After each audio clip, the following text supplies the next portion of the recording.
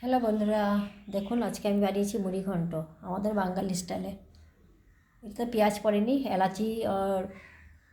এলাচি তেজপাতা সম্বার দিয়ে, জিরা কালো জিরা এলাচি সম্বার দিয়ে, তারপরে আলু ভেজে চাল জহা চাল দিয়েছি, আসামের যে জহা চাল পায় এই চালটা দিয়ে, তারপরে জিরা গুঁড়া দিয়েছি, জিরা দিয়ে তারপরে মাছের পিস ছিল 3 পিস, লেজা ছিল আর মাথা ছিল বড় একটা মাথা, এটা দিয়ে একবারে বানিয়ে দিয়েছি। তারপর হয়ে যাওয়ার পরে একটু শাহি গরম মশলা দিয়েছি, তারপর নামিয়ে দিয়েছি। পেঁয়াজ যায়নি এটাতে, পেঁয়াজ। এটা বাঙালি স্টাইলে মুড়িঘণ্ট। দেখতে তো দারুণ হয়েছে, খেতেও দারুণই হবে। খাইনি, খাবো। দেখতে খুব সুন্দর লাগছে। মুড়িঘণ্ট কার কার ভালো লাগে কমেন্টস করবেন বন্ধুরা। আমার তো দারুণ লাগে, আমার ছেলে মেয়ের ফেভারেট। খুব ভালোবাসে ওরা মুড়িঘণ্ট। ছেলে তো থাকে না, ছেলের কথা মনে পড়ে মুড়িঘণ্ট বানালে।